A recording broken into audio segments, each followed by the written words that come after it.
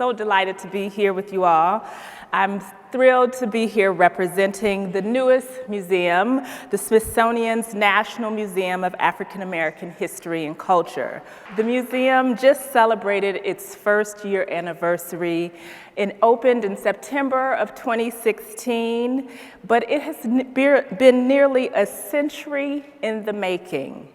Starting around 1918, just after World War I, African-American soldiers returned to the United States, and a few men started a campaign for a monument to honor Black soldiers.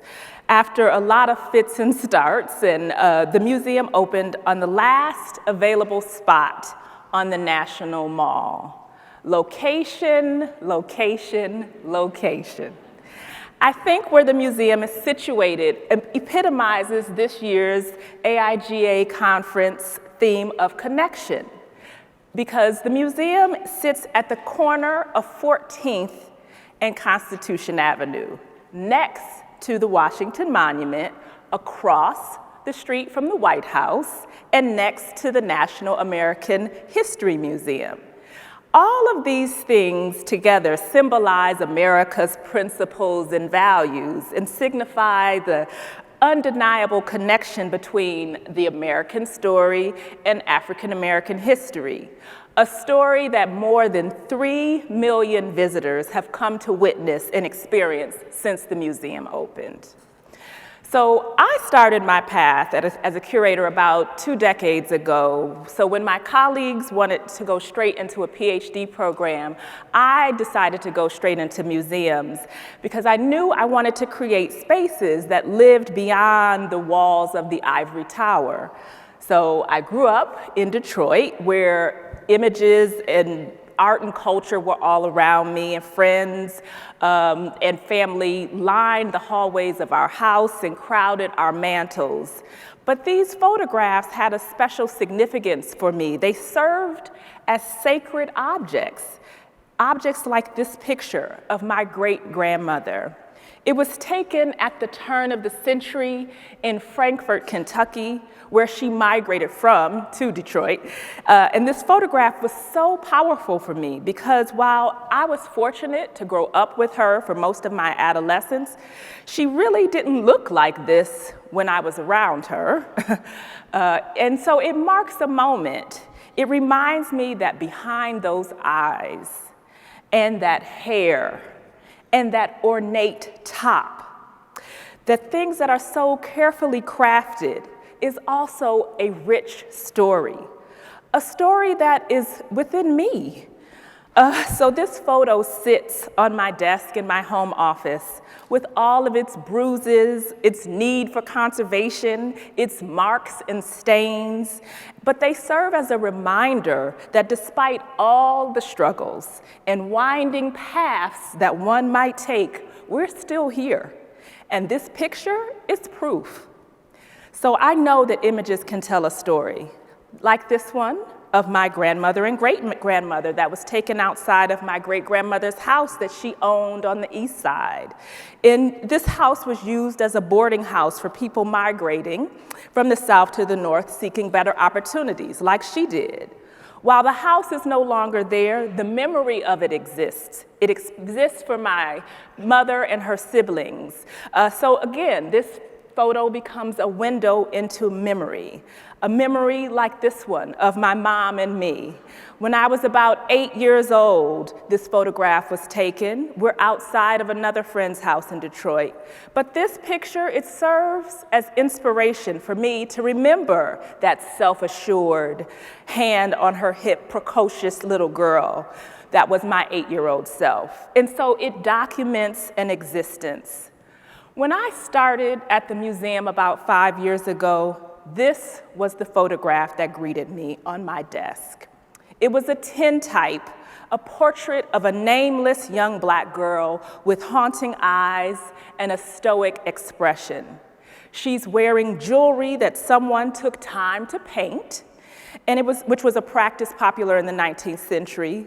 But like so many of the objects in our collection, it was donated to the museum without any information, except that it came from around circa the 1850s.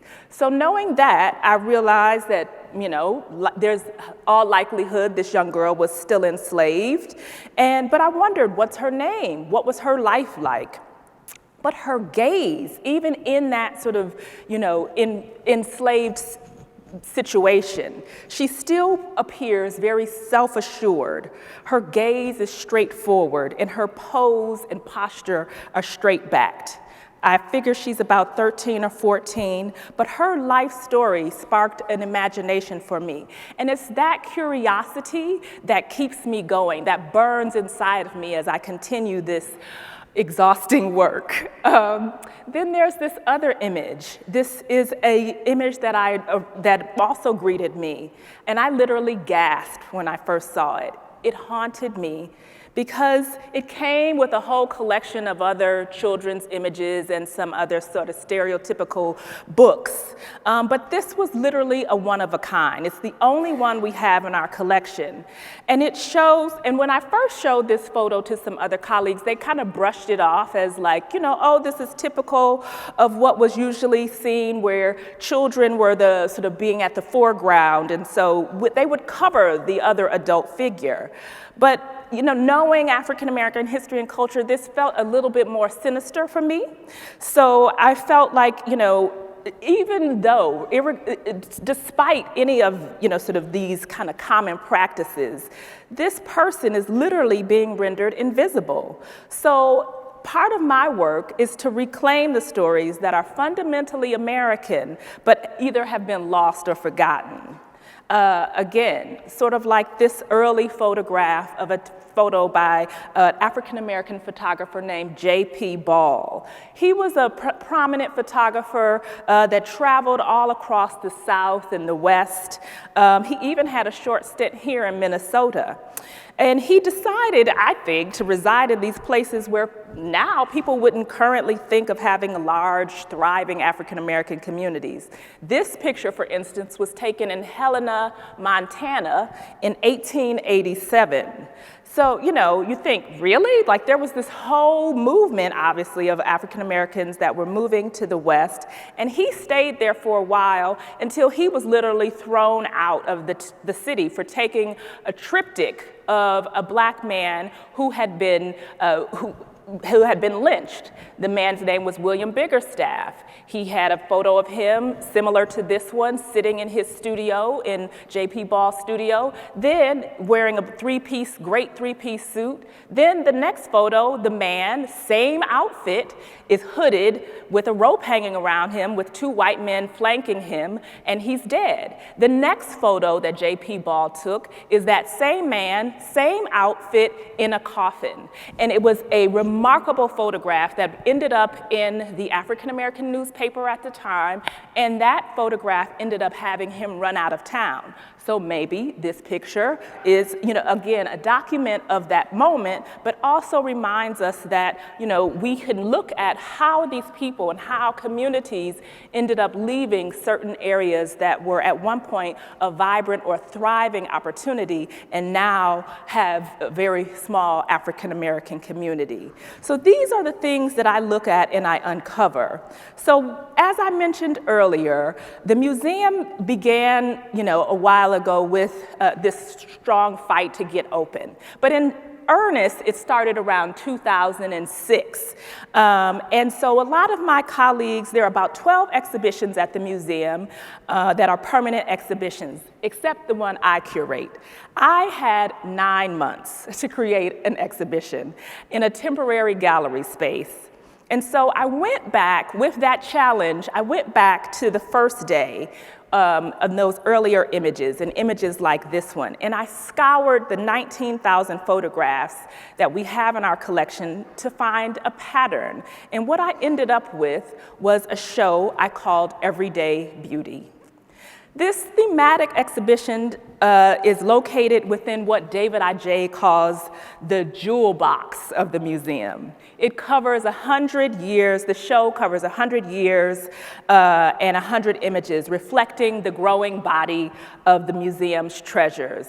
I should point out that the museum's collection is primarily based on the generosity of people willing to dig through their attics and basements and share some of their treasured objects. So these family heirlooms are the cornerstone of what has become our collection. So while one individual story or one individual object may tell a story, when they're seen collectively, they become a symbol for freedom, resilience, fortitude, and community. And so I feel like the beauty of found photographs or vernacular photography also reveals a story about everyday life in the United States, about births, deaths, weddings, education, travel, community service. And these also sort of serve as this counter narrative to these kind of flat, one-dimensional understandings of people. So this is what I unpack in this exhibition, Everyday Beauty. The photos start from around the 1870s, about 5 years after emancipation, and they go on until like the 70s, early 80s, and they show a sweep of Black life. It's broken up into 5 categories. Self-representation is the first one, and it really looks at sort of, this is an important area, I think, for us to really kind of explore and examine. And so I look at regional photographers like this one of Laura Fitzpatrick, who literally, her son, when I got this work, he said to me, my mom said always, she didn't have a father, but she had a camera. So this is the way in which she was able to like understand herself, learn about her community, and be able to share that. So much so that she ended up creating what she called a rooftop studio in Williamsburg, Brooklyn. And so what I have with her is a collection of photographs that show her and her friends and her family with a finite period of time, from 1937 to 1947. And they really become a snapshot of African American life and culture in Brooklyn before, during, and after World War II. Other works that we have are things like this one of Jamel Shabazz, who, unless you're really into hip hop, a lot of people don't know his work. And he ended up photographing youth culture in the 70s and 80s. And he told me that he felt it was important to sort of allow these stories and these voices of people who have often been seen or discounted as nuisance or, troublemakers, that he wanted to show off their humanity, their swag, and their style. And so that's what he did. But in the midst of that, we also have another sort of work that I'm really involved in, and that's collecting African American home movies. This is a hugely underrepresented area within the scholarship of visual culture. But these home movies, I feel like, reflect a visual footnote and are another way to explore how people are presented. So you have, this work that you just saw by J. Max Bond, who literally was the father of Max Bond Jr., who was one of the first predominant African American architects and who helped to build our museum. Or the work of Cab Calloway that showed off his, daughter, Cabela, and their fun times. Or this work by that Bed-Stuy Youth in Action that was really used to sort of help promote social life in the 60s. And then we have this amazing work by S.S. Jones that looks at Black life in Oklahoma in the 20s, after the Tulsa riots, where there is to show this thriving community. And we have like 9 reels of this work. And you see, folks with oil wells and own schools and farms. And you have this, visual representation of African American cultural life with baptisms and sacred rituals. And that is what we are sort of committed to showing and showcasing. And so that is what takes up the theme of self-representation. We move off into education and uplift as well, to really kind of determine and look at some of the things that were so often taken, you have segregation, and people weren't sort of denied the same, they were denied opportunities to have a decent education. So you have photographers like Addison Scurlock, one of DC's most predominant African-American photographers, who had a business from the 1900s on until 1980, actually. And he was so powerfully sort of respected that people would say, if Scurlock's studio did not take a picture at your wedding, then you were not married.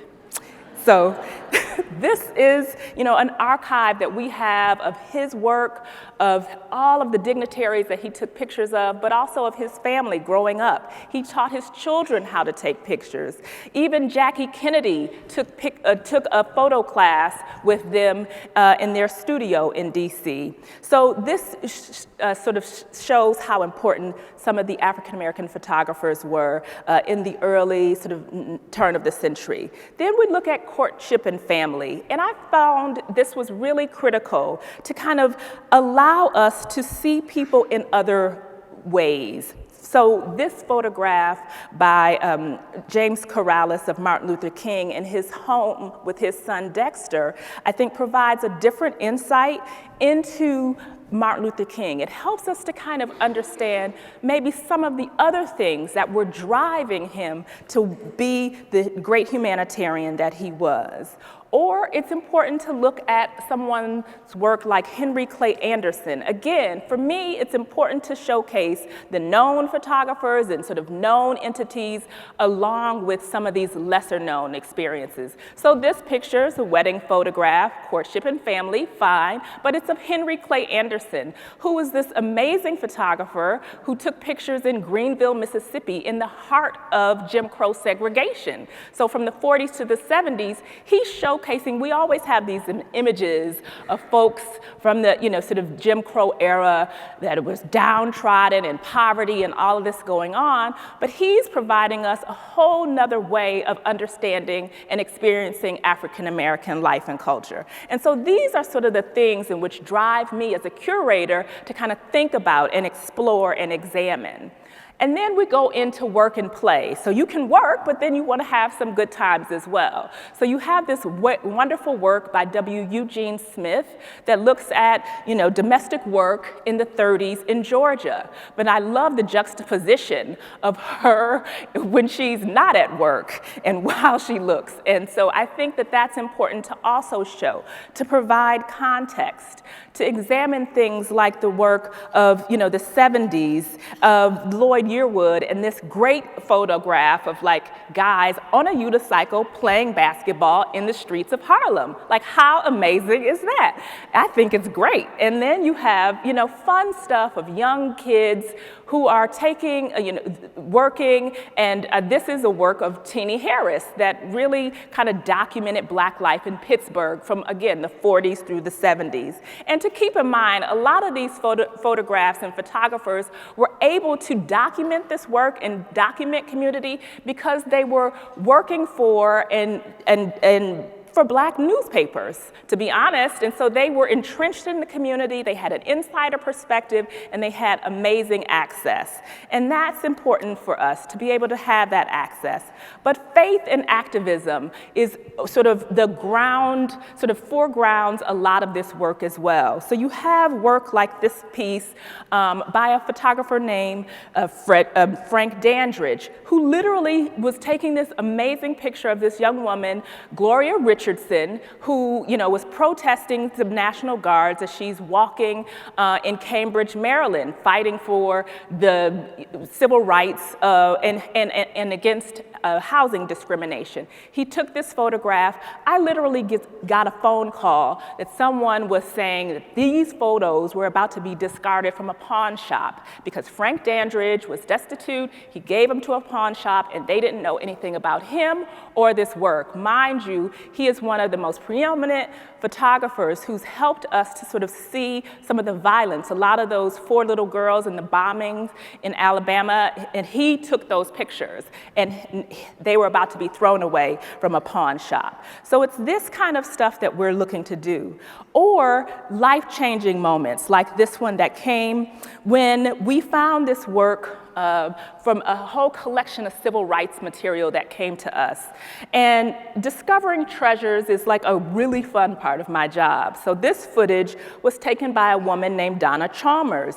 She had traveled to Alabama to participate in the march, the march with her husband after returning from the Peace Corps. And unfortunately, she fell ill and she wasn't able to march. So they took this footage and they drove. And so when we got the footage, we also ended up having her information attached to it. We called her, and literally when we called her, she burst into tears. She had not known where this footage she had lost it over the years. And then, not only that, she always felt bad that she never actually marched. She thought that she had not sort of fully participated in the democratic process. But once she found out that we had this material in our collection, it allowed her to feel like her work was being part of a national conversation. And so it was making that connection, not only with her, but knowing now how that work is going to be part of a larger narrative was something that really sort of fuels me and fuels the things that we do. So while documenting the past is critical, it's equally as important to document the present. So collecting the work of contemporary photographers is an important part of my life, like this work by Sheila Pre-Bright and other artists that are documenting the activism, particularly surrounding Black Lives Matter. So we recognize this as an important endeavor to sort of recognize and acknowledge what's happening now and know that the struggle continues. So I will end with this epigraph that sort of grounds my exhibition. And it is a statement by Frederick Douglass, who says, daguerreotypes, ambrotypes, I feel like it's a very prescient quote, daguerreotypes, ambrotypes, photographs, and electrotypes, good and bad, now adorn all our dwellings. Men of all conditions may see themselves as others see them. What was once an exclusive luxury of the rich and great is now within reach of us all. This is so sort of apropos considering the proliferation of photographs and images that we have, sort of surrounding our hard drives that are filling up our cell phones. But I ask myself, so we have so many images, but so few photographs. Where do those sacred images go? How can a complicated story be told in 140 characters? We need to figure out how to move forward and use photographs, both digital images and artifacts, as rich and informed and important stories to showcase the dignity, resilience, and courage, stories that showcase the connection of us all. Thank you.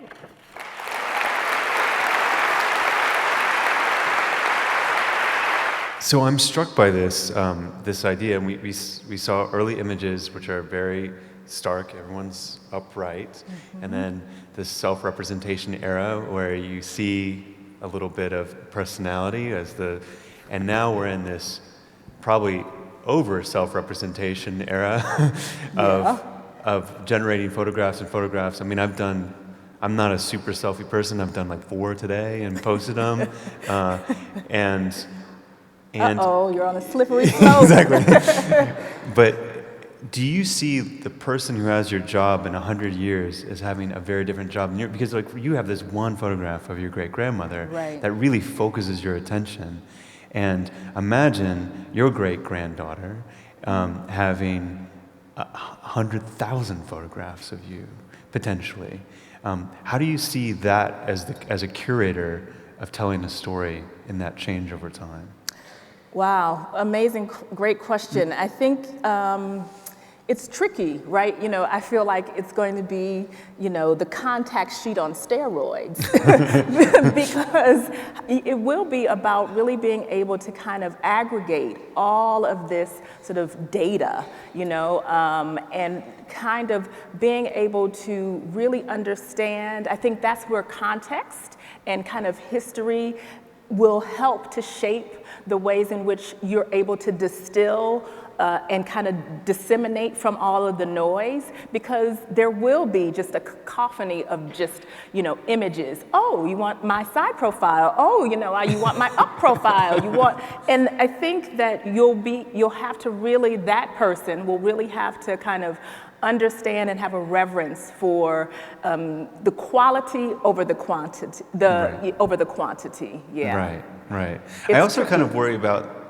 the fact that there's 100,000 photographs, but they're on a hard drive, and then one hard drive dies, and I never even think about saving it or do anything with it. I mean, to that point, we have, you know, started to deal with that even at the museum, where people have corrupted data, or they have, you know, they're coming in with this hard drive and like, how do I do it? What do I do? And we are starting to really help have this program called the Great Migration, where we're, so it's a play on words, where we're migrating this stuff to, you know, the cloud and allowing them to be able to have access to it, because there will be a time when they won't be able to find that sort of christening photograph of their daughter or whatever. Right. You mentioned the significance of the sort of the museum and the place and the mall, and this is, you know, just this beautiful place. I'm also just struck by the architecture of it. It's a beautiful building. How does the mission of the place and the architecture and all that stuff play in together? Well, you know, I think one of the main missions and stories of the museum is, you know, to tell the American story through the African American lens.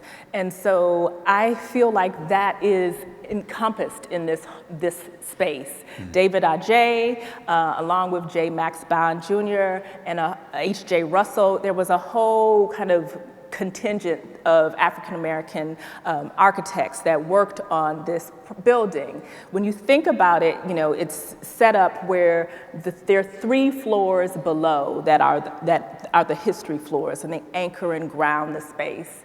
And I think that is a symbolic sort of gesture.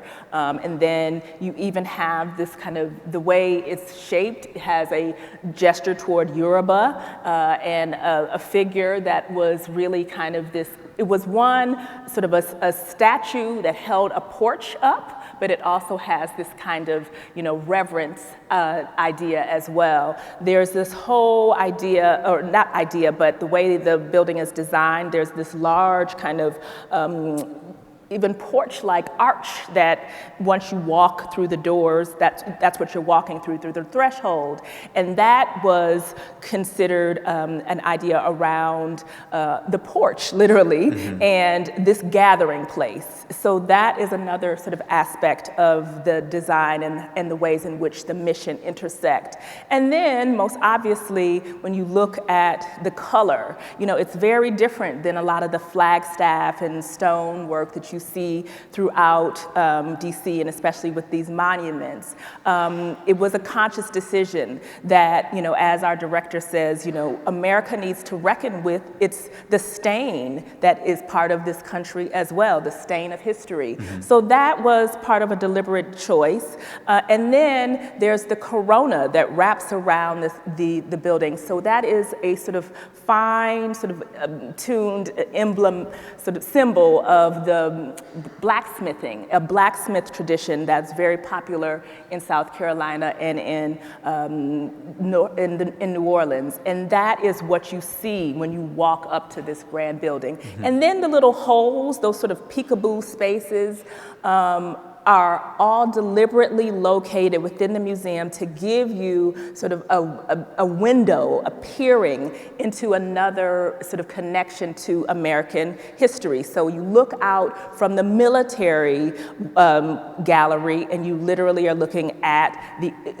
you gaze over into the Arlington Cemetery. Wow. You know, you look into another space and it allows you another connection to another part of the city and to American history. history, so there's that connection there. That's amazing. And one of the groups of architects who worked on it, you showed like some pictures of Max Bond Senior. Yes. And then one of the architects is Max Bond. And so Max Bond was this amazing, incredible figure. He was an educator.